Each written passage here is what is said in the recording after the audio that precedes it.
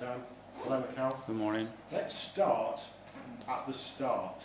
A new way of trying to get the injury updates from you, starting with S.T.A.R.T. S-T-A.R.T. S. Saliba. What's the latest on Saliba? We have to wait and see. Yesterday we didn't train, so he hasn't trained with us yet. So we have an extra day. We train this afternoon. Let's see if he can be available or not. Because you said a matter of days about the last 5 press conferences. Yeah. So is it still a matter of days? And remains the same. Yeah. Obviously, if he asks me the Everton game, I think he will be fit for tomorrow. I don't know. Okay, T. Second letter. Timber. Timber again depends how he feels today. Because he was looking okay ahead of the Bruges game. So a good chance? It was a knock that he picked, and he wasn't feeling comfortable. So yeah, again, I think it's a matter of days. But whether it's tomorrow or not, we'll see. Okay, next letter's A. That's going to be a long start. A stands for and, because there's always an and when it comes to injury news at A for Arsenal. So R. Rice. How's Declan? Let's see how it is today. Obviously, he was ill. That's an illness. Normally, in a few days, he gets resolved, but we have to wait how far he can push. Okay, and another T to end with. Trossard. How's Leo? Again, another one that it's a matter of days. Sounds boring, but it's the reality, so we don't know. And if it's available, for how long? Wish I hadn't started because we've got. We don't have the S at the end, no? We've got absolutely nowhere. What? Okay. Big question mark still at the end of it. Yeah, okay.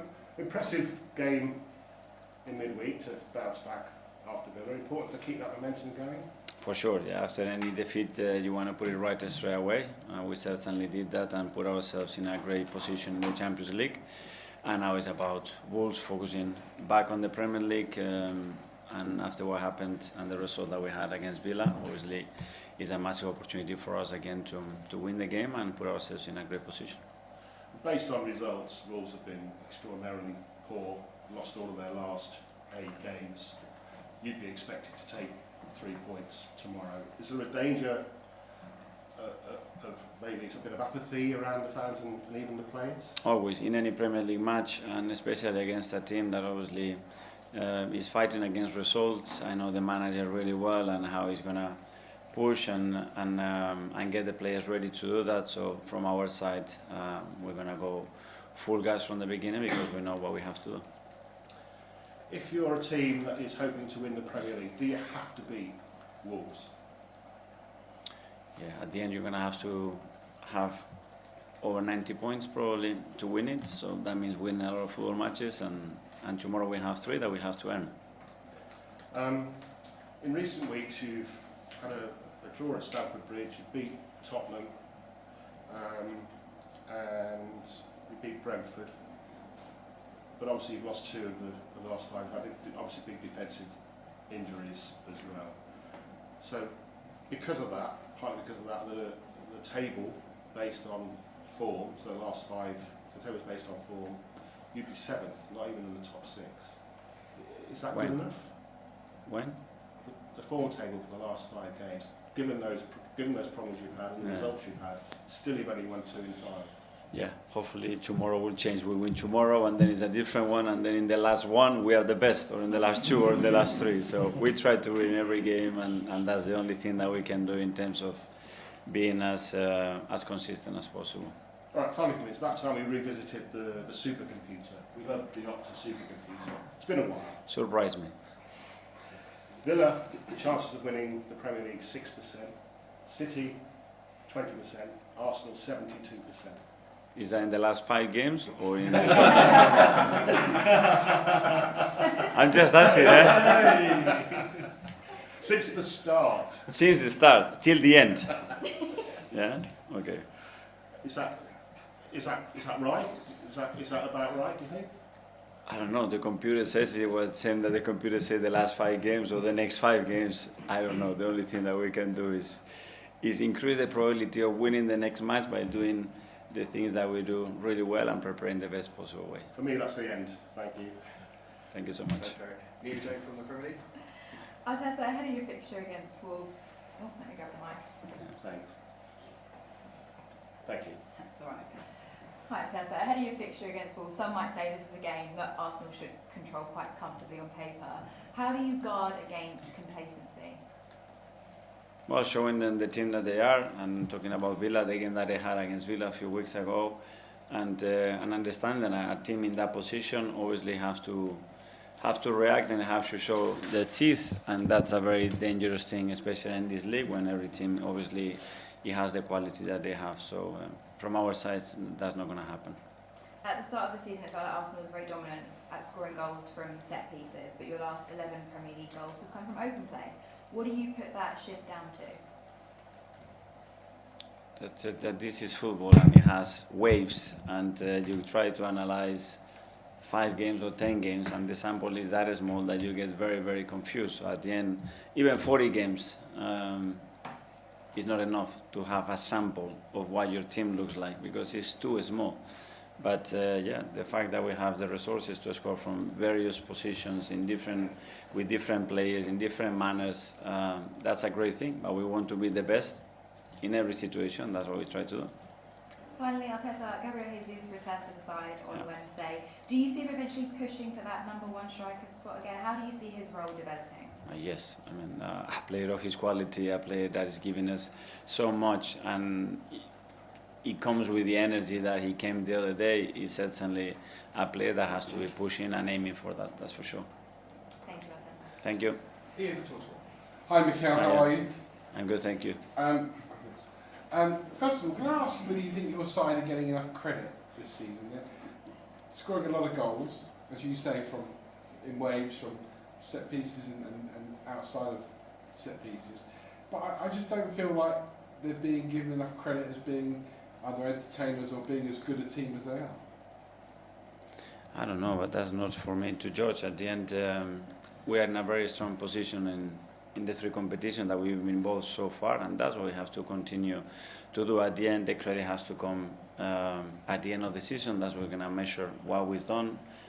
But in order to achieve that, you have to be achieving every single day the objectives that you want. And so far, I think we are in a really strong position. For any team to do well, players have got to sometimes play where they don't want to play or where they're not best at playing. Did we see that the other night with Christian Norgard? Because I've only ever known him as a central midfielder, yet the other night he played centre half and probably could do that for you a lot more this season now. Yes, but I think that comes to the mentality of the players, the intelligence of a player like Christian as well, and how to fulfill a role when in the morning you tell him surprisingly that he needs to play in that position because we don't have any other one to play in there, and then you need to fulfill that role. But we have a lot of examples of players that have played in different positions, like Mikel, like many others, and that's great because that gives us an edge. How much are you personally enjoying this season? I mean, your opposite number, Rob Edwards, who you know well, is probably not having a very good start to his career at Wolves, obviously. But how much are you actually enjoying this season, enjoying your team play and enjoying the lack of pressure on your shoulders? The lack of pressure. For the first part, I do enjoy. I do enjoy it a lot because of the people that is around us and how we live everybody together. Obviously, winning a lot helps because that's a different profession when you win or you lose. And yeah, I feel privileged to be where I am and keep going. Last one, the supercomputer thinks you're going to win the Premier League. Most people have seen you win 6 Is that the same supercomputer or a different one? There's only one. There's only one. The supercomputer thinks you're going to win the Premier League. Everyone who's seen you win 6 out of 6 thinks you're going to win the Champions League. You're in the quarterfinals of the League Cup and you start with Pompey away in the FA Cup. Is the quadruple on? What is on is the 3 points of tomorrow, and I think that's enough for my supercomputer in my brain. Okay?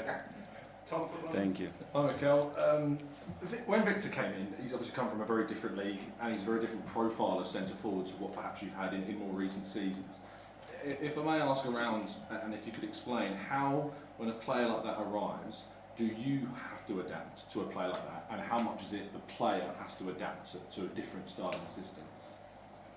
I think the 2 things have to emerge. I think we have to put the player in the best possible condition to explode and fulfill his potential.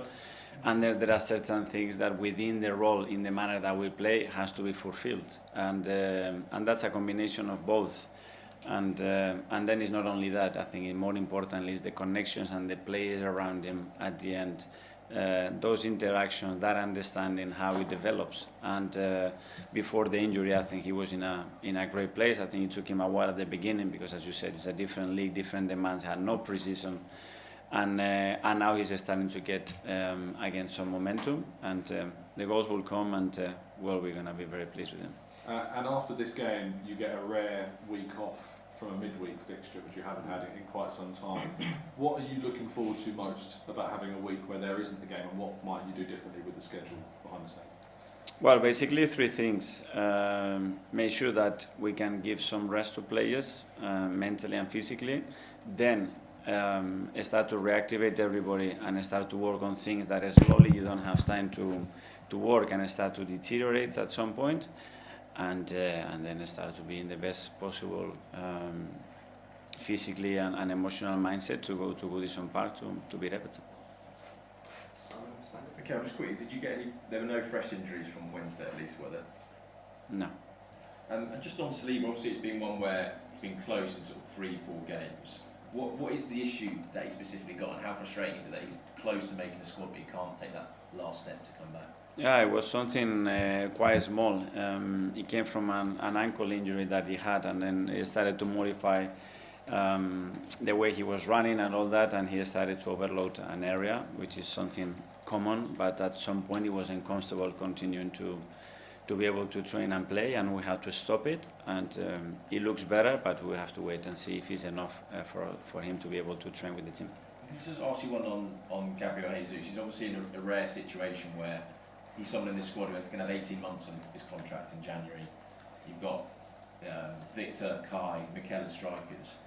Is he someone you would consider selling, or do you see him as a key part of your plans this